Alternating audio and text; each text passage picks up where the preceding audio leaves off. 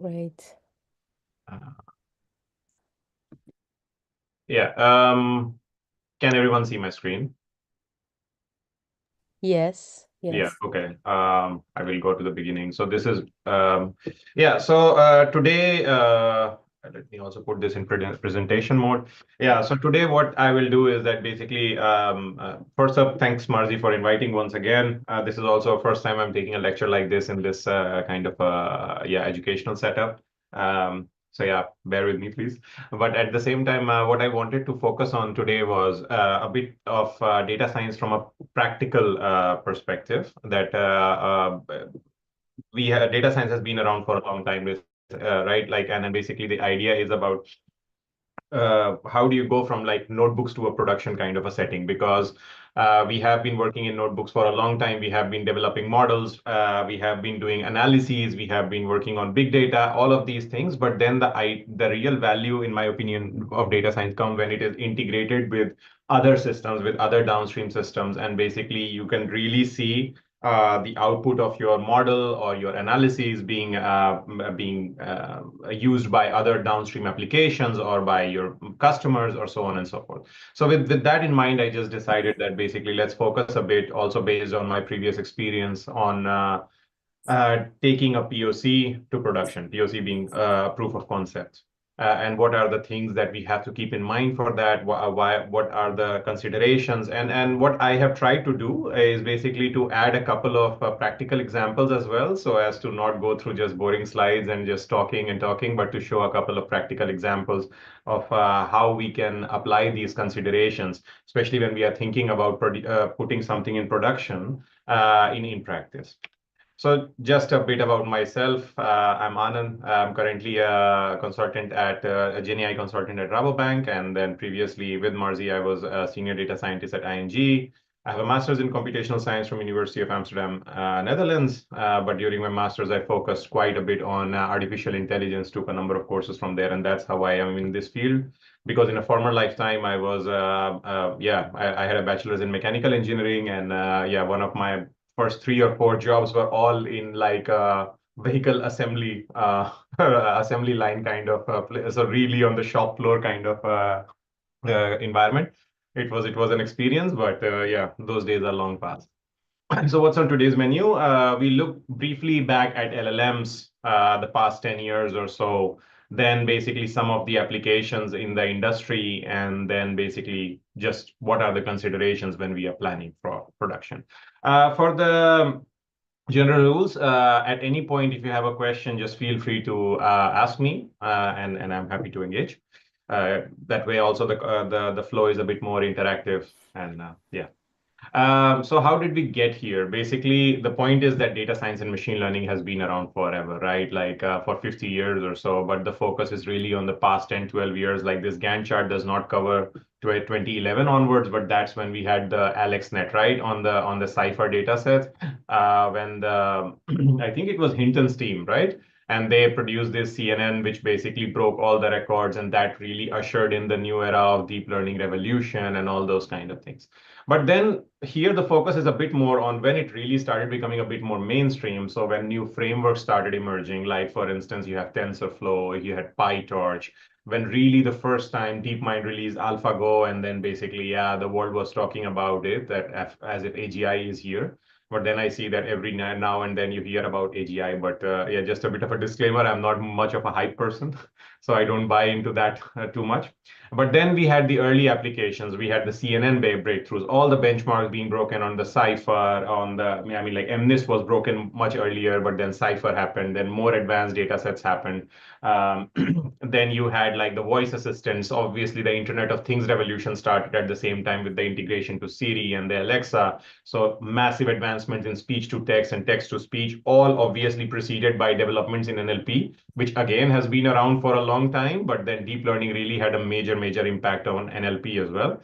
And then the biggest impact came in 2017 December, which was attention is all you need. Now, this is a legendary paper, and if at any point transformers are our path to AGI, then history will look back and look at this moment that this was the paper that started it all.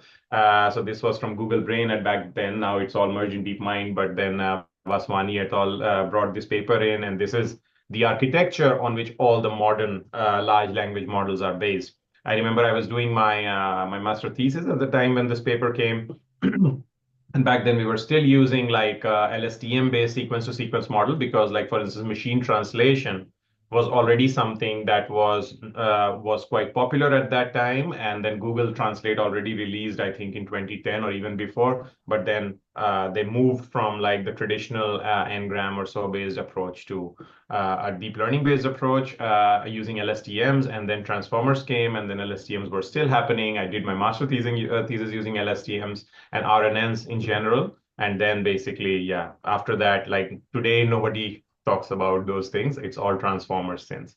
And then we had like the BERTs and the GPTs, like the early GPTs. And that's when really like the whole idea about these models being able to understand the semantics, being able to comprehend complex concepts, these started coming in.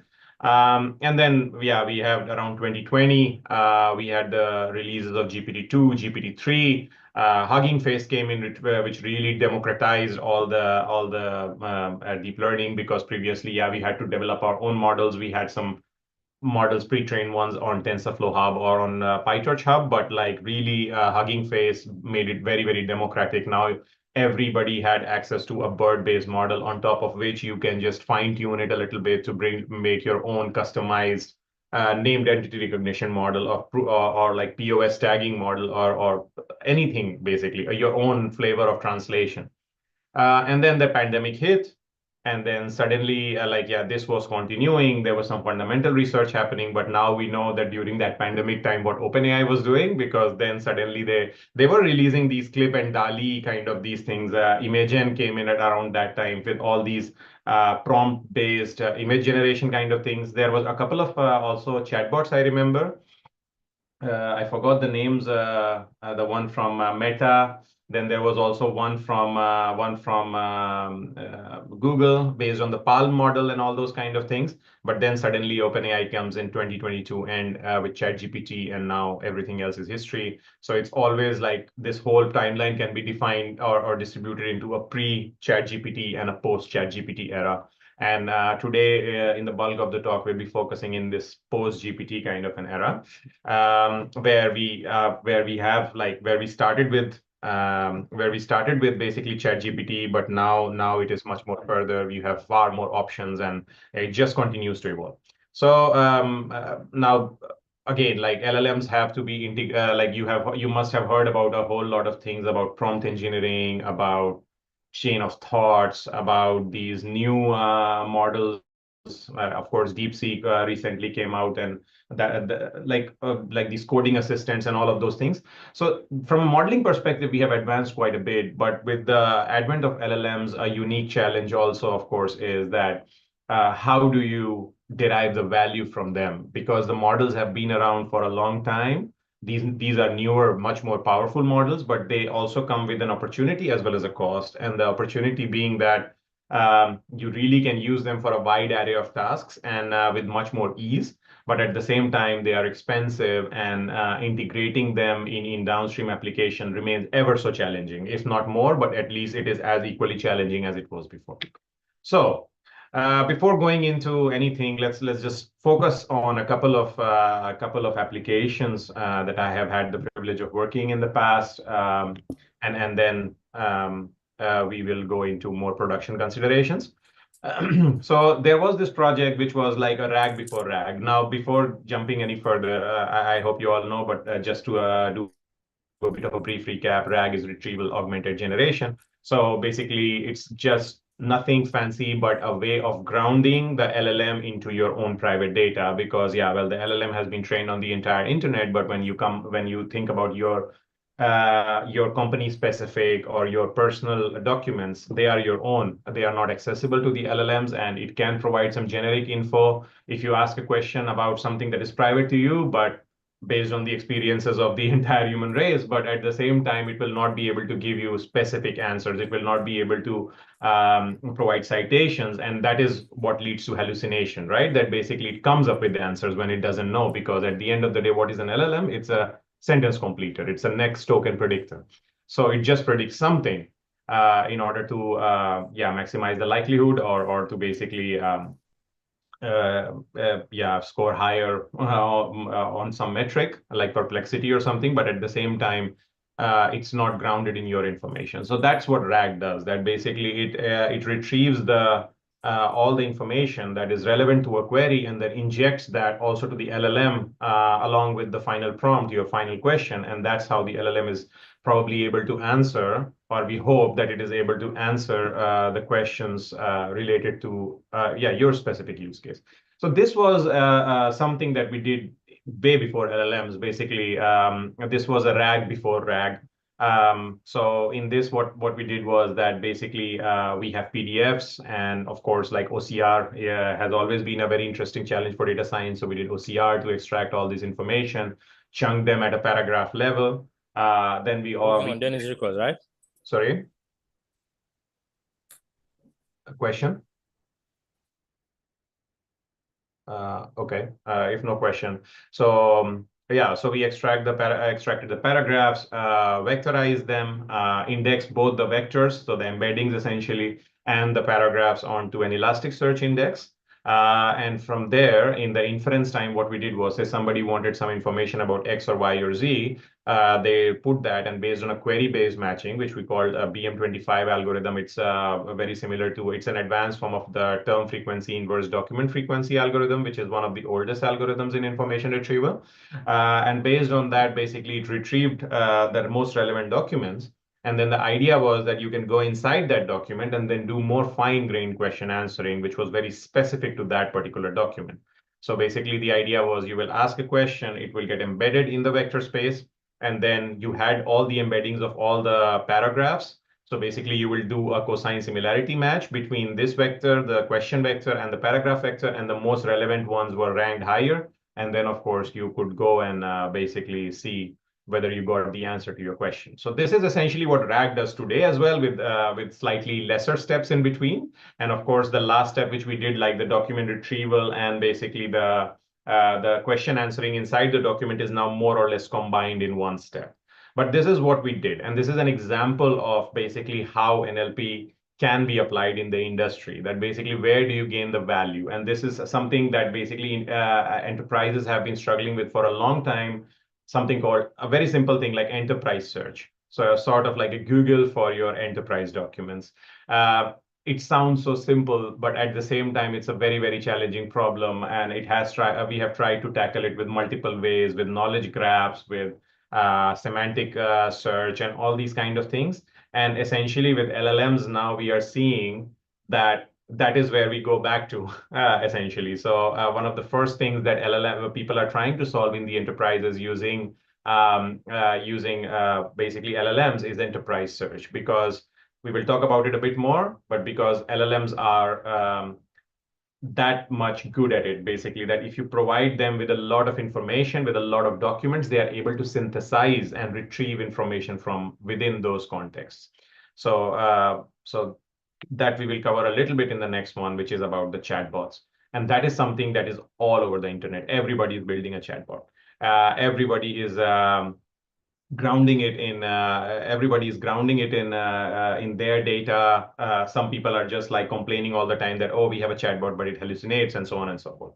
So here, this is again another industry application, but we will talk about this very quickly.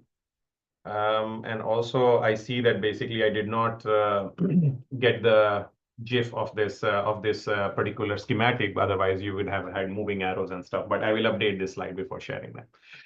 Anyway, so the process is very simple to what I described in the previous slide.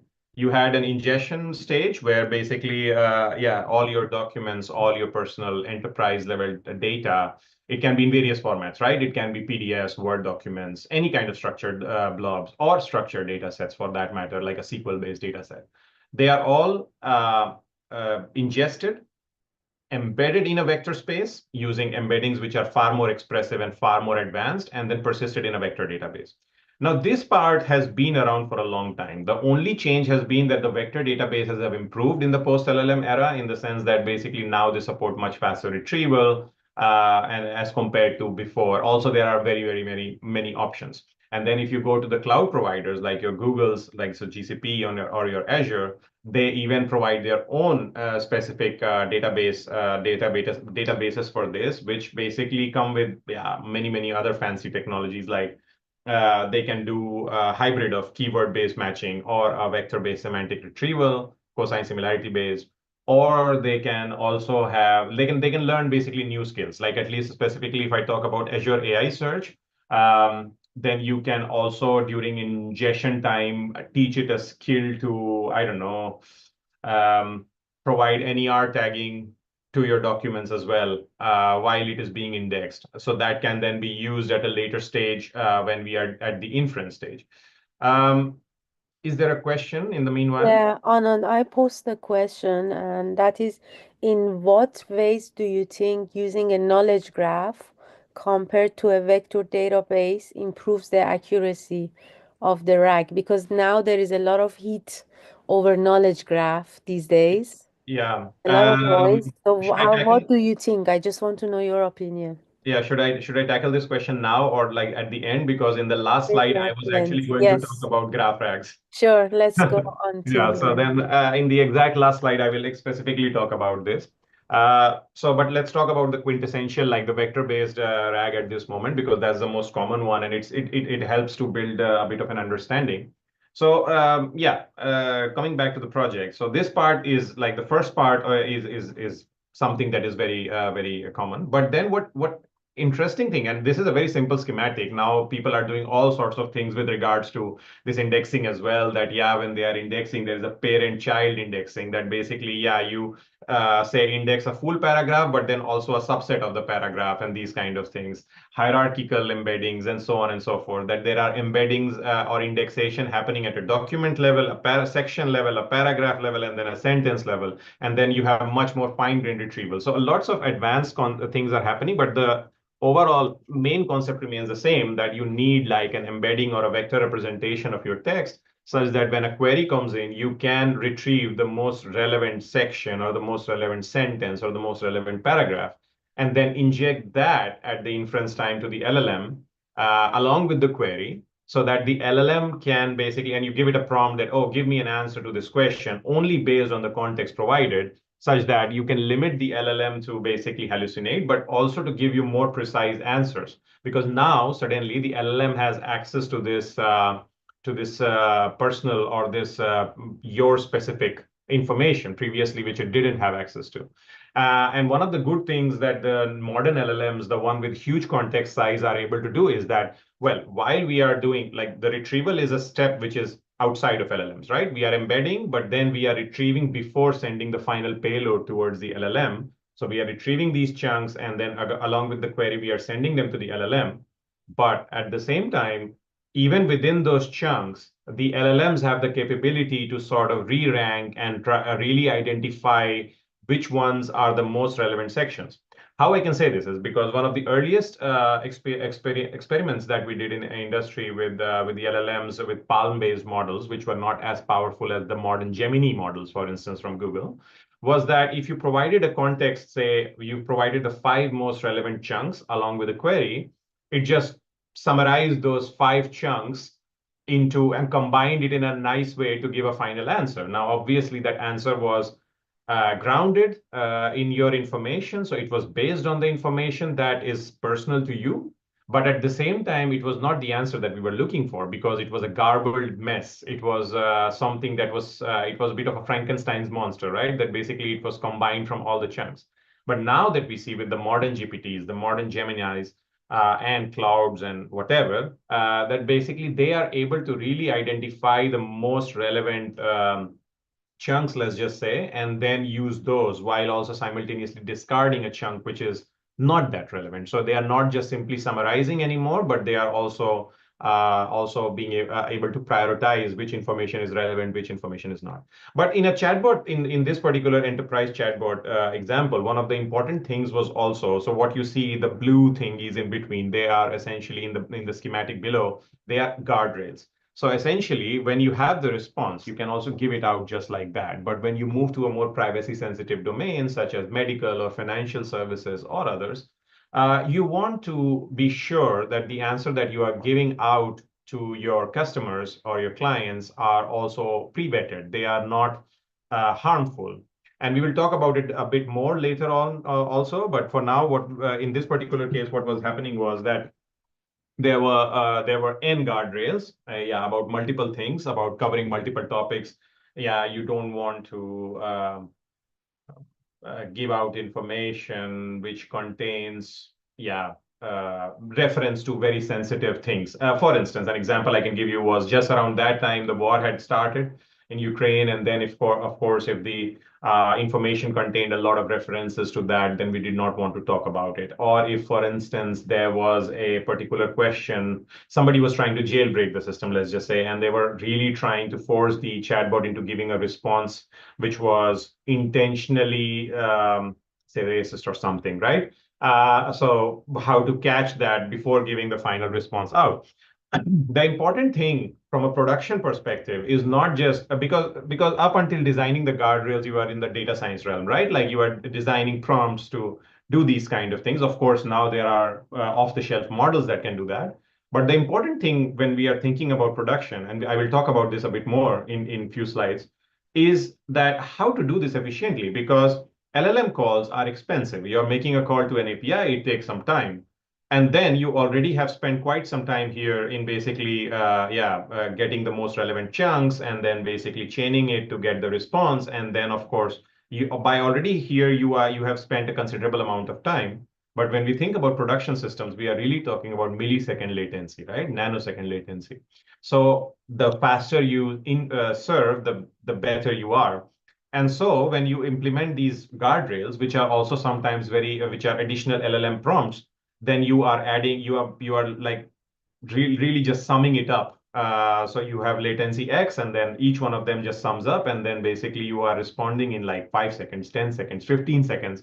People don't have that kind of patience, right? And then really the value is lost. So the idea was to do this in parallel, and that is something that I will touch upon a bit more in this discussion a bit later. That how we can leverage synchronicity or some kind of parallelism to do these kind asynchronicity, sorry, to basically do these kind of LLM calls in parallel and then save some time. And then, of course, you had the yes, no from each of the guardrails. And then there were thresholds, like you can do a very simple strategy that you can take a mode of these that basically, okay, if three of them are saying yes and one of them is saying no, you can pass it through. But essentially what you see in this last is basically a pass-through gate, whether or not to give the final response out or not. Any questions so far?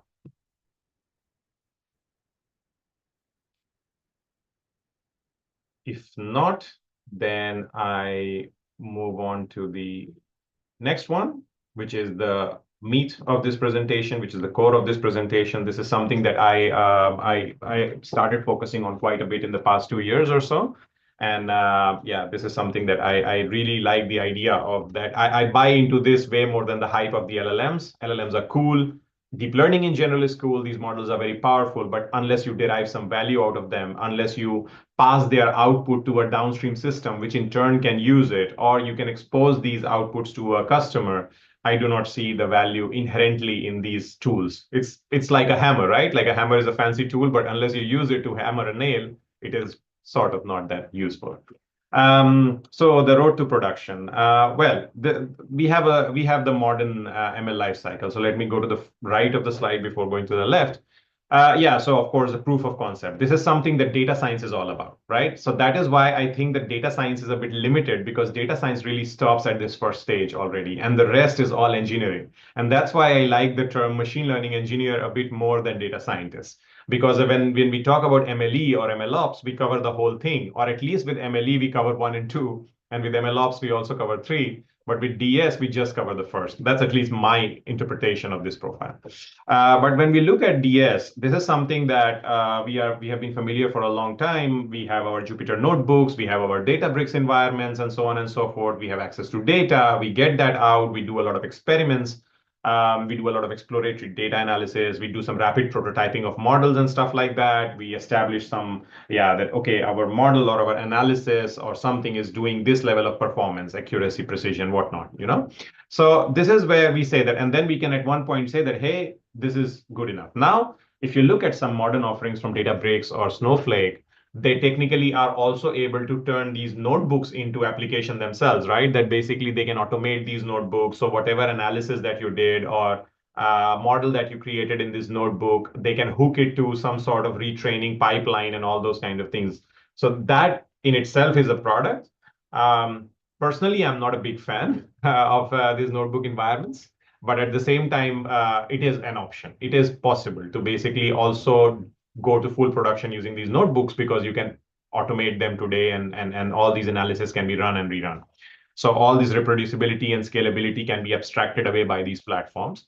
But from a true production perspective, these are considerations that we have to take into mind that basically when we write a code, when we are doing a proof of concept, the only thing that we are focusing on is the value chain that basically, oh, our model, is it powerful enough? Is it getting the best results or not? It's very much like a research. In research, the focus is a bit more on benchmarking and breaking the benchmarks. Whereas if you go to industry, the focus is more on basically how it can be consumed at runtime, how much latency do I have in my requests, how easy it is to access my model or something like this. So that's the difference. So when we are talking about the production, the first thing to think about is reproducibility and scalability. Reproducibility, for instance, Git version control, right? Our code should be versioned so that we have a complete lineage, a complete history, a complete audit trail. That becomes interesting, like the last thing that I say, loads of paperwork. So proper audit trail of our code, so that anybody that wants to can basically rerun this analysis, and it's really not on dependent on one person. So there is not one point of failures. Performing scalable experiments. So you have platforms like MLflow or something which allow you to run like a lot of hyperparameter tuning or simultaneous experiments and track your experiment. So whenever you push a change, they track it that, oh, does that change leads to an uptick in my metric or a downtick in my metric, right? Because that's important. You can't just push a change and say that, oh, it's all good. It has to be tested also, and a validation proof has to be there from changing from version A to B. You can't just blindly go from version A to B. Then integration of LLMs is like a new thing in production in the past 2 years. But then if you are integrating LLMs, there are many considerations. I will talk about this also a bit in detail going forward a little bit.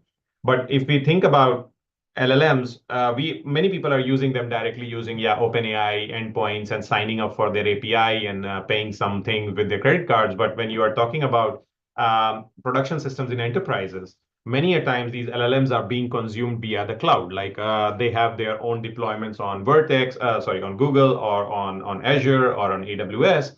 And now there is a new paradigm that you want to deploy your models as a service in which the cloud provider manages the deployment, because these models, as we all know from news and everything, are super hungry. They are super large, super energy intensive. We can't just host them on a single server in our data center, or we can't host them on our PCs.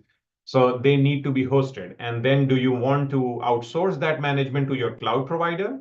Or if you are managing that yourself? Because if you are managing that infrastructure and your platform yourself, then there have to be considerations also around how to ensure low latency serving, how to ensure the most energy efficient serving, and so on and so forth. Then comes monitoring and governance, that basically when you are in production, when you are live, then you really want to see the performance of your model over time. You want to make sure that it is not degrading. So if it's your own custom model, let's talk about not LLMs, but like your own specific classification model or something, then over time, you want to see that basically against a fixed data set, a fixed validation set, your model performance is not deteriorating. So every time that you are pushing new changes, or like say an upstream model, in the case of LLMs, OpenAI or Google pushes a change to its Gemini model that you are using, and suddenly your results start deteriorating, right? So you have to go in and address that, oh, maybe they have stopped the support for the API version that you were using, and you need to switch to a new API version, or the new API version is not compatible for your data, and you have to be on the older API version. So these are the kind of considerations that you will know by monitoring and governance, and also for your own systems yourself, right? Like as people are interacting, you can set up feedback loops, which I cover in the next one. You can cover like which basically give you some insight into what the user thinks of your system, of your model, or something like that, and accordingly you can retrain and adjust.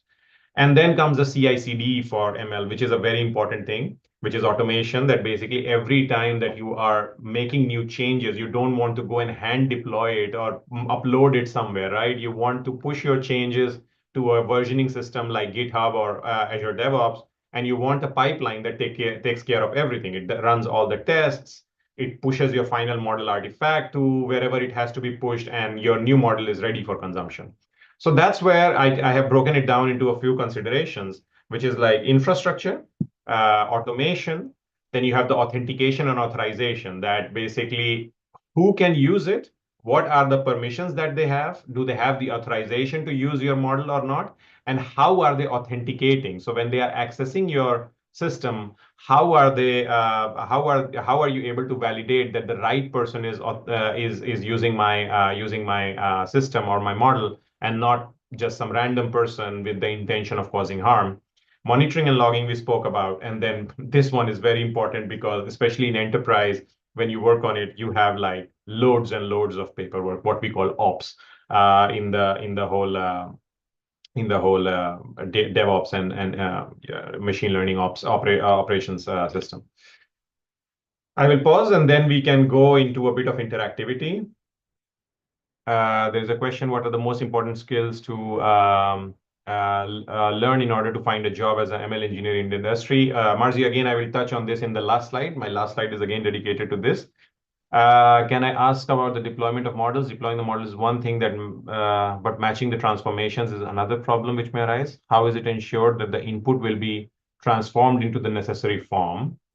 How is that ensured in a cloud setting, such as if the model is created by code and not AutoML approach? Well, the thing is that you can always leverage on, especially in the cloud setting, you can leverage on multiple things. Like there are feature stores, right? All these cloud providers provide some sort of feature store in their machine learning offerings, and we can leverage on that. That whenever new data comes in, it gets transformed using that feature store into the final desired setup, which basically the model can consume.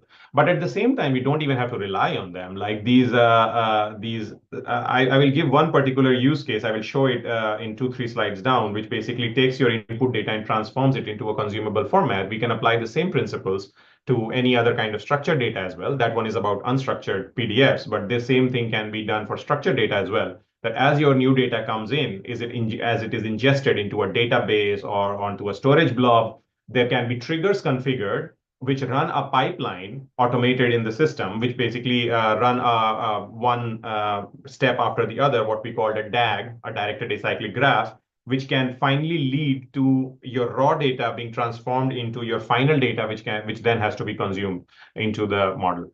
Also, how does it work in places where these transformations are limited only to specific libraries? I do not understand this second part, which is working places where the transformations are limited only to specific libraries, such as in Power BI. So I guess that if it is about Power BI, for instance, then basically I'm assuming that, yeah, the Power BI is the final consumer of the data, right? So here, the idea would then be that, yeah, your data is ingested in the raw form, which triggers a pipeline, which basically transforms your data, applies all these transformations, and then finally persists it in the final form in a database, on a storage blob or something like that. And then Power BI picks it from there. And then basically Power BI, by that logic, always gets the data in the right form, and then we don't have to do any kind of manual intervention to transform this data. But we will talk about this in one or two schematic. Now I wanted to go to one thing, which is about scalability. So I think in the interest of time, we have 2 or 3 topics that we can I think cover. So one thing that I really wanted to cover was scalability, right? Yeah. And then let me go to my VS Code a little bit. And yeah, this is just my own. This is not from any enterprise. So I will just show you a notebook. And again, in this particular use thing, what I just want to give a bit of a how do you say, disclaimer is that, yeah, I'm not using the OpenAI engine just like that. I'm using my own deployments which I have created on my own Azure cloud instance. So I will talk about that also in the next slide.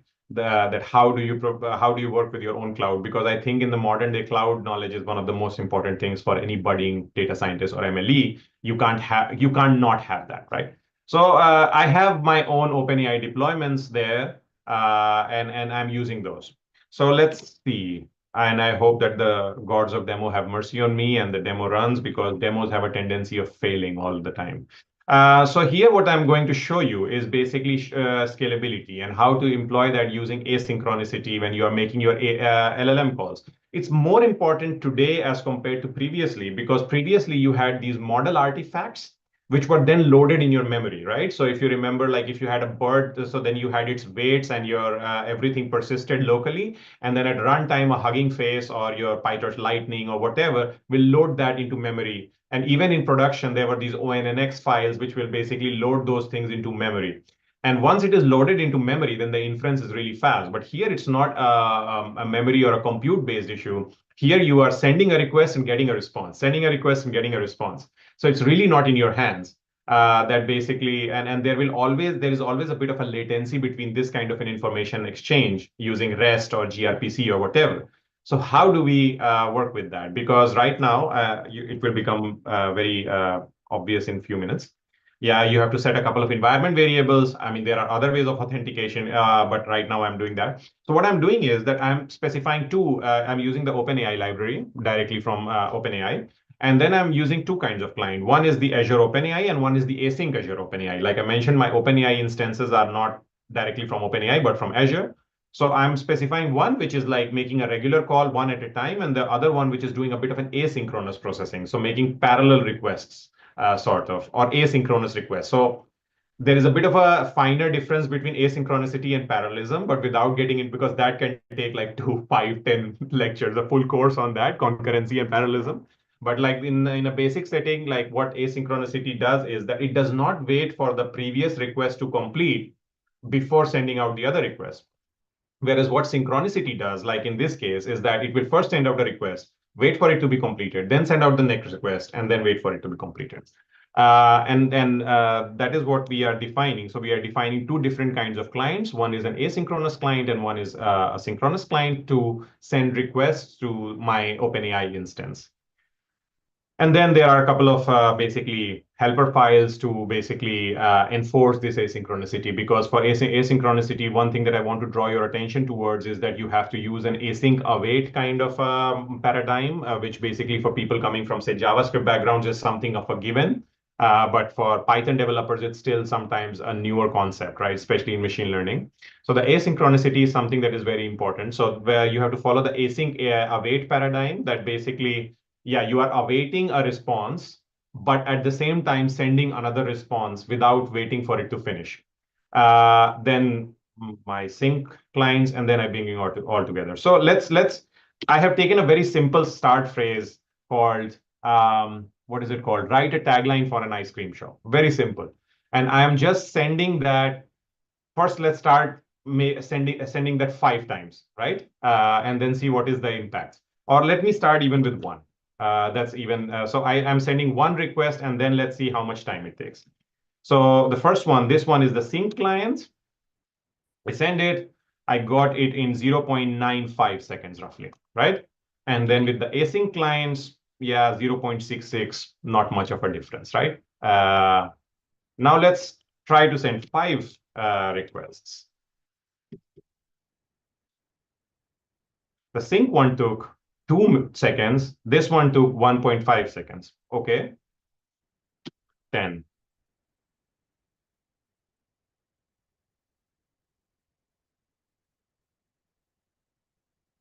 Oh yeah, this one sometimes it gets held up, because the point is I have limited the concurrency, because you can't just send like OpenAI on their side is also prevented, because otherwise people, if they continue to send so many requests in parallel, their endpoint will get overwhelmed.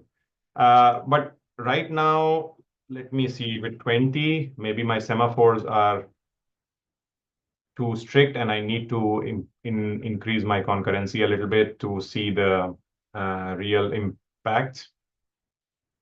But like I said, In demos, of course, something has to go wrong. But like now that I send these things 20 times, um, it takes quite a bit of a time to get the response. Whereas with this one, yeah, now it's holding because it's waiting a little bit so as to not overwhelm the endpoint. But then let me also try to increase the concurrency and then see the impact.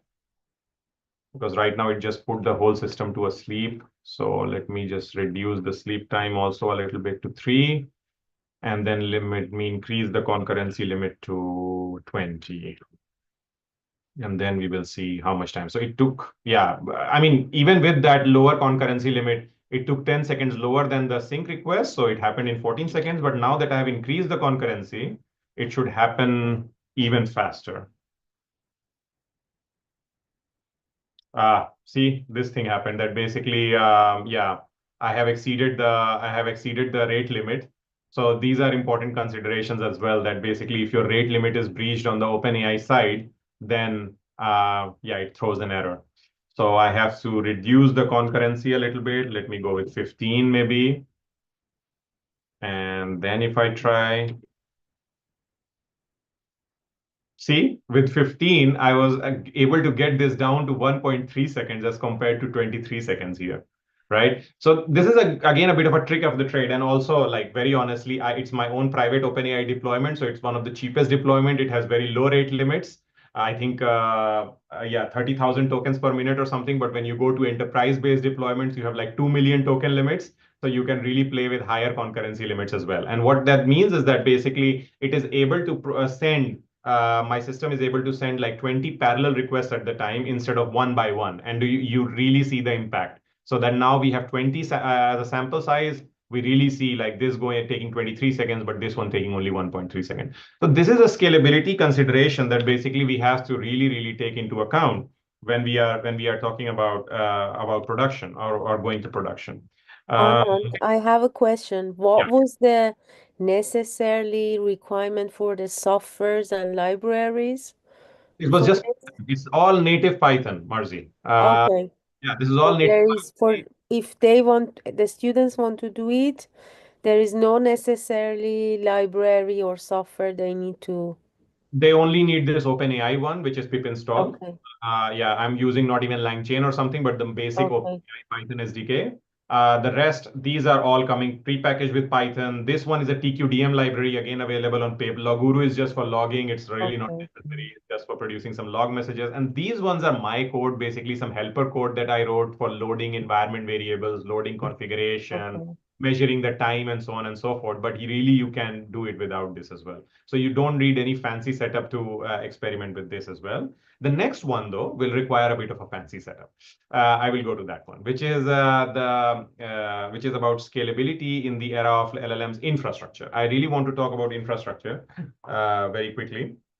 Is that infrastructure is a very important part of going to production. Without an infrastructure, you can't go to production. When I talk about infrastructure, I'm talking about your servers, your compute instances, your databases, your connectivity between these systems, and so on and so forth, right? These days, like, yeah, enterprises mostly work in cloud. And then basically when you are talking about cloud, I can actually, the easiest thing would be for me to just show something. Let me how do I move this a little bit? Yeah. So if you can see this, you are able to see the screen, right? So this Yes. is my personal Azure cloud instance. This is my own. This is not any industry specific, but here, if I show you, this is like a resource group where I have deployed a number of resources which are useful for me. Uh, but of course, Portal is slow today, like a keyword for sharing, for storing my secrets. I can't just use them in my code. I can't just hard code them in my code. That's not compliant. That's a lot of risk that can lead to exposure of the secrets to, yeah, I don't know, a malicious actor, and then they will have access to my data. I don't want that. A storage blob where I can then create like an entire data lake if I want to. An OpenAI instance, an AI search, which I told you was the vector index from Azure itself, and then virtual networking. I will not get into networking, but then you need a networking to connect all of these things together, because they are not just connected to, they are not talking to each other over the internet, but rather over the a virtual network, which is only specific to this particular resource group. But anyway, this is an AI Foundry thing, which is a new offering from Microsoft Azure, in which basically you can you can play around a bit better with LLMs. It's very similar to the Vertex AI from Google. So here, if you see, I have a couple of model deployments already. Like this is my GPT-4o instance, and this is my text embedding 3 large instance. If you see that they are hosted in, if I go into detail, you will see that they are hosted in a data center in Sweden. And then if you look at this, this is interesting. If you see their capacity, they have a rate limit of 30,000 and they have a 30,000 tokens per minute and these kind of things. If you look at this content filtering, I will talk about this. So I really need to, I think, speed up a little bit because there is still quite a bit of ground to cover. But I wanted to show you something here that this is the infrastructure that you need to run your application, right? And then what do? Do you go and manually provision each one of them? Like, yeah, okay, I want to provision, I don't know, something like a database or something. Let me talk about PG, Postgres or something. Yeah, Postgres servers, or like I want to do my Cosmos DB. That's the Azure offering for storing both SQL and NoSQL kind of database. So do I go there and then I create this? Okay, I can do that for my personal projects, but then it becomes basically very slow, very fast. Uh, yeah, it becomes very slow, very fast because yeah, it's just not scalable when you are doing this for enterprise levels. And then also in enterprise, you have different kinds of environments. There are development and testing environments, there are acceptance environments, and then there are production environments. And by policy, you will see that production environment are hands off. You can't just go and tinker things there. You will not even have the permission to do that as a user. Your access will be blocked. You can't just go and click and create some resource there.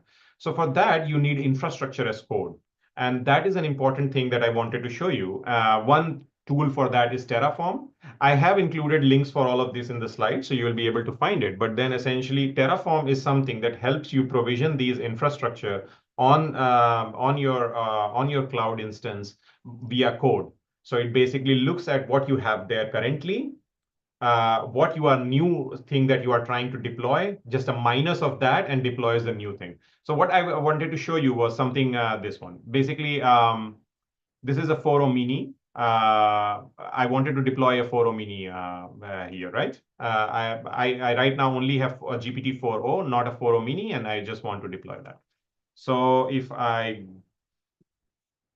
go to my no, Terraform, Azure, and then I do a Terraform plan. So what it does, it looks at what all I have there already on Azure, what is the infrastructure that I already have there, and what a new thing that I'm specifying here. So the new thing that I have specified here is the 4.0 mini, right? And then if you can see here, this is an important thing. It has to add one new resource, which is the 4.0 mini, right? And it has nothing to change and nothing to destroy. So what I do is then after this, I do a Terraform apply my plan. And soon you will see, again, for reference, if I go to AI Foundry, right now, nothing. And right now this is happening, and it's done. So then if I go here and refresh it, and voila, I have 4.0 mini. I can now use this model to run my inference. So this infrastructure as a code thing is very important when you're talking about production, because yeah, you have to manage this infrastructure and you want to manage it with code. You don't want to do it with hand. You don't want to do it with typing like AZ commands or G-Cloud commands on Google all the time, or in AWS, there is something else, but I'm not that familiar with AWS. So, okay, now moving on, just a couple of last slides. Safety in the era of LLMs. This is something which is very important when we are thinking about production, especially with LLMs. We have to think about making sure that they are safe and compliant. So you have different kinds of evaluation techniques. You have the traditional evaluation techniques of NLP, like Blue or Rouge, which are more statistical, n-gram-based approaches. Then you have these model-based scorers, which are very important, which is about LLMs evaluating LLMs. So you have the response from a RAG system, let's just say, and then you pass that to an LLM and ask whether or not that's a good response based on criteria. So you can define a metric, let's just say something called correctness, that whether or not my answer is correct, given a ground truth. Let's say you also have a ground truth. And then you ask the LLM to be the judge for this. And then what you see the next one, like G-eval and QAG, they are essentially the same things, just more advanced. Like G-eval does this kind of evaluation using chain of thought. QAG generates a lot of questions, yes, no kind of questions, tries to answer them, and then basically collates them all together into a final metric score. Then you have AI red teaming, which is a very interesting concept. I personally think it's about adversarially testing your system. That basically you are really just trying to jailbreak it. You are really trying to force it to say something wrong, doing it in an automated fashion. That basically you have so yeah, there are packages like Discard or Pirate, which basically bombard your system, LLM-based system application, with all these kind of malicious question and try to get a response out of it. And then they can be on different verticals like harmfulness, racism, sexism, or think about any kind of bias, basically. They really try to trigger the LLM to give a biased answer. And then based on that, they judge whether or not your LLM is secure. Because if it fails in the red teaming, then it stands to reason that it will also fail when in production, when live. Basically, some malicious actor can jailbreak it. Then comes content filtering and guardrails. This is something that is very important. I spoke about guardrails also in the chatbot use case, that basically there were these N guardrails, but now OpenAI, etc., they support content filtering also by default. That basically whenever they are sending a response, it goes through a much smaller and optimized models on their side to judge whether or not it contains anything, any reference to, say, terrorism, any reference to any sexist mention, any racist mention. And if that is happening, they block it at their end. That is something that you can see here in the form of default V2 content filter. So this is something that is coming directly out of Azure at this point, but then you can also design your own content filters and place it before giving out the final response. And then finally, the continuous monitoring. Let me, how do you do that? So continuous monitoring is not the best thing. Like, this is mostly from safety point of view, but then it can be on anything essentially, right? So the question that I had around the data formation, I can talk about that. So let's just say that you have a continuous monitoring use case from a safety point of view, which is a data privacy use case, that any data that you are getting, but it's also a data transformation use case. You are getting new data, but you want to make sure that there is nothing sensitive in there, right? And you have an LLM trained to do that. So you have a specialized model for sensitivity masking, or you have a LLM which basically with a prompt that can do this. And then basically what you do, this is the workflow that you inject it into. And this is all automated, nothing manual. PDFs are ingested into a storage blob. A trigger is raised. It goes towards a serverless kind of compute, in this case, like an Azure Functions or a AWS Lambda or a Cloud Function from Google. And then that function app has access to, let's just say, so first up is OCR. You need to extract the data from the PDF in digital format. So Mistral OCR is a new offering which will soon become available on all the cloud platforms. It's supposed to be amazing, the best of the lot. So let's just say that our function app has access to this Mistral OCR API. It makes a call to that with my PDF payload, gets the digitized output and puts it in another bucket. Now that it again triggers something else, and that trigger is again going towards a serverless compute. In this case, it is about sensitive data redaction. So it takes that sensitive data, it masks it, it redacts it, and then finally persists it to a final storage bucket or a database or something. So you see this, that with this kind of a continuous monitoring of a data privacy use case, or from a data transformation use case, you have an automation. So you have both safety as well as data transformation. So imagine that you can do more stuff here. From here, you can have further triggers to transform that digital data into some form in which you want to finally consume it, persist it to BigQuery or some other database or something like this. So these are the cases which you will encounter mostly in production. These are the things that are considerations in production: automation, platform, scalability, because the idea of production is least manual intervention. Okay, so I just want to leave you with a bit of a parting words. This is also in line with the questions asked previously a little bit. What are the focus areas? On machine learning, there are many focus areas. I'm not saying that POC is dead, you should not do POC, right? There are many new concepts there. The LLMs have to be fine-tuned. The LLMs are more generic at this moment, and they cater to a wide number of use cases. But when you want to adapt them to your particular use case, fine tuning can be helpful. And then you have techniques like low rank adaptation, for instance, which really are not that heavy in training because they introduce very less trainable parameters, and then they fine tune it on your data. So then basically the LLM becomes very, very good to your specific use case. You then don't even probably have to write fancy prompts or something for this. So that is one important use case.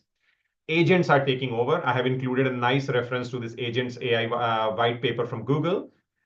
And the only thing that agents do is that they use LLMs to make a plan, because every question can have a dynamic kind of a thing. I will give you an example. And oh, I just remembered, I will also include a video to the AI platform demo from Palantir. That's very interesting. So let's just say you have a question which basically requires synthesizing information from multiple sources. Let's just say it's about pricing of a certain artifact. So it involves getting that price table from a database. It involves understanding the question. It involves like final synthesizing and then giving like a price forecast. So probably there is a regression model somewhere in between.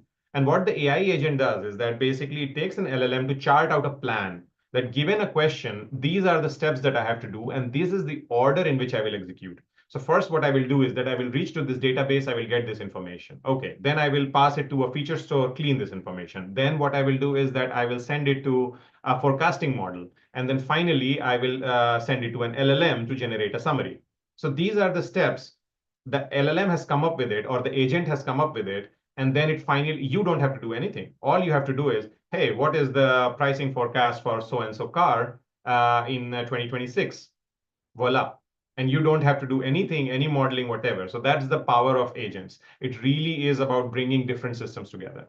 Quantization is a bit of an advanced concept. The LLMs are very large, like I said, 20 billion, trillion parameters, right?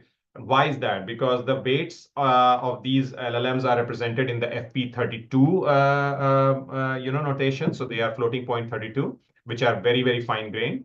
So what you can do here is that you can quantize them into FP4 or FP8, which is int-based weight representation. So the weights become integers instead of floats. And then the model suddenly becomes very, very light. Distillation, DeepSeek made it popular. That basically you take a teacher model, a large model like GPT-4, get it to generate a large amount of data set, and then for it to formulate a question, formulate the reasoning behind that, okay, the chain of thought reasoning behind that, then give the answer, and also and the output for that student model would be to give the answer, the label, as well as the chain of thought reasoning. And that is how at least OpenAI is claiming that DeepSeek did it. But suddenly distillation is is really vogue. It's a form of transfer learning. It has been around for ages. But in the case of LLMs, the power comes from taking the question, the chain of thought reasoning behind it, and then outputting this is the source, and the target being the label as well as the chain of thought reasoning behind it. So the chain of thought is the main thing. And then GraphRag, which you asked, Mardi. So I've included a link to the Microsoft thing because I think GraphRag is going to be very, very powerful because knowledge graphs are really able to. So vector databases are good at finding the specific snippet that is relevant to the question. But when you are asking thematic questions about the entire data sets, let's just say you want to ask, you have a full blob of data sets around, I don't know, fire safety. And you really want to ask questions which really involve synthesizing information from all these documents and asking like, oh, what is the theme of this talk? What is the, so if somebody was to look at this video or the transcript of this video and say, what was the theme of this talk, right? So basically a vector database will not be able to answer this question because that's a very generic kind of a question. And that's where graph rags are promised to be very, very powerful. I still have to experiment with them, but I think that there is a lot of value in this kind of a thing. And the value actually of the graph rag accelerator from Microsoft is not in using rag with graphs, but actually is about the graph rag creation. So basically it's about creation of the knowledge graph. It takes your documents and it dumps a knowledge graph out of it because creating a knowledge graph is an expensive process. And that is where I think the graph accelerator from Microsoft shines. But yeah, I plan to experiment with it, but when I have maybe in a future talk, I can give a bit of an insight into it. And on the engineering side, the focus will be a bit more on, infrastructure as a code, what I showed you. CI/CD, I didn't get to touch upon it. I have included a reference there. It's more about automation, that basically whenever you push a code, you merge it to your main branch, then automatically pipelines run and all of the things happen. Your testing happens, your model deployment happens, your model is ready, your new version of your model is ready for consumption when the pipeline is finished. All the compliancy checks happen. You don't have to do anything. The next one is a very advanced topic about containerization and orchestration. Modern day, we serve everything as microservices. So basically, and the way of serving services as tiny units is by making them isolated within containers, and then the orchestrating those containers such that they can interact with each other, such that as the system, as number of requests and the load increases, they are able to scale up and these kind of things. So that's container orchestration. Kubernetes is the most widely known, is the only container orchestration in use these days. Cloud knowledge, like I mentioned, and then API development. So, well, the difference between POC is that, like I said, that those are notebooks, they have analysis and everything, but how does a downstream system consume your analysis? Or the output of your model. And here the power of APIs comes into play, because APIs are agnostic of a programming language. Imagine your downstream system is something which is written in Java and your model is all about Python, and then they can't talk to each other, right?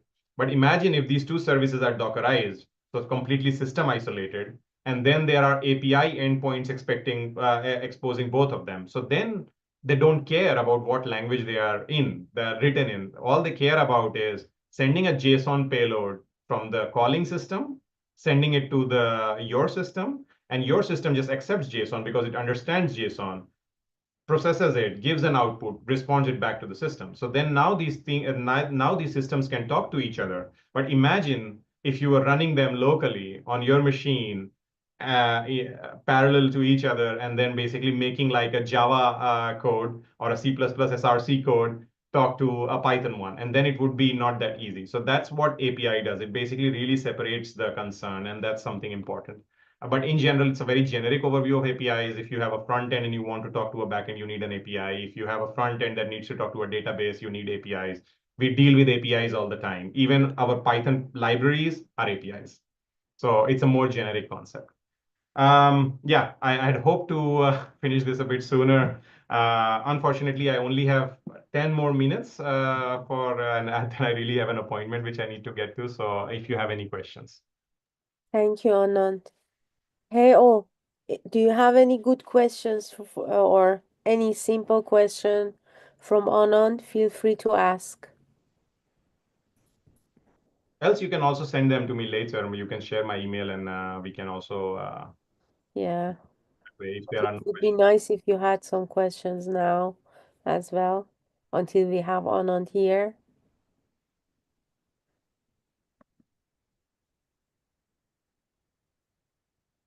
Any question, guys?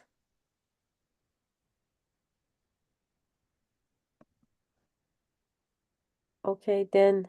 Anand, thank you so much. Good afternoon. Oh, Okay. No, no, I'm not going to. I'm just going to. Anand, if you can share with us your I slides. will do that. I will do the slides.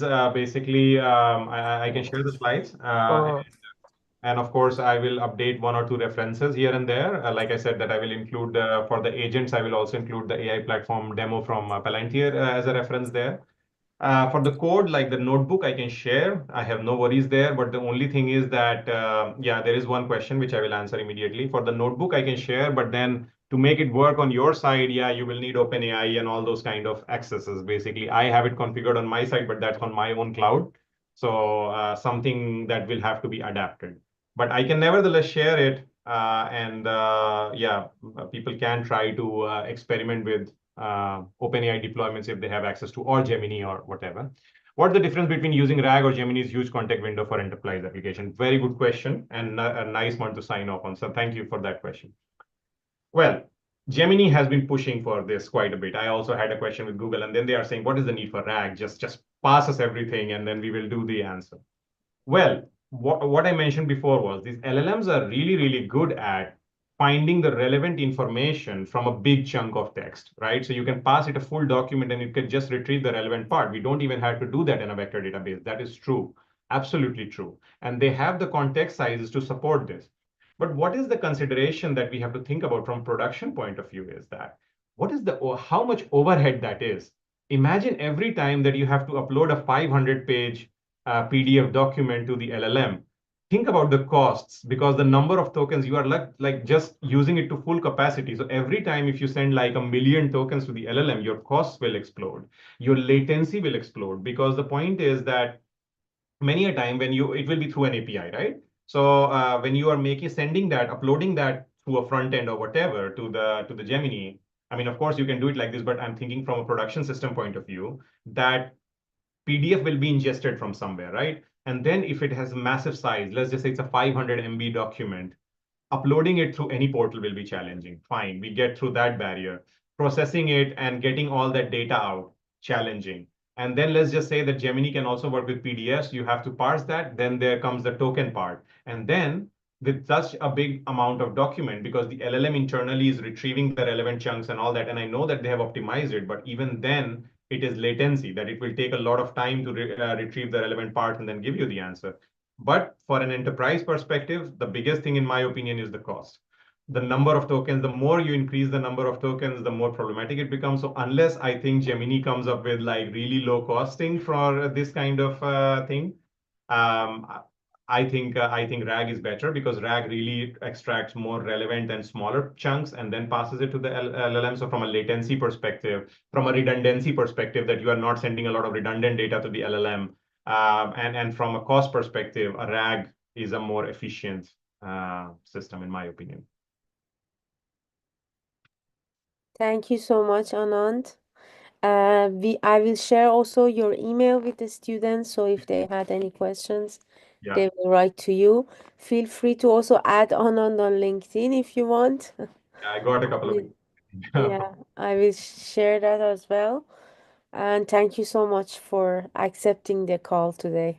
No worries, Marzi. And in future also, I hope that basically when I have more information, I can come back and share if given a chance. Also, like, yeah, I know that basically it was when I was preparing the talk, I thought that it was too less of a content, but then it took a bit longer than I had planned for. So my apologies if, for instance, I don't have that much time left for answering your questions. But yeah, like I said, feel free to reach out to me via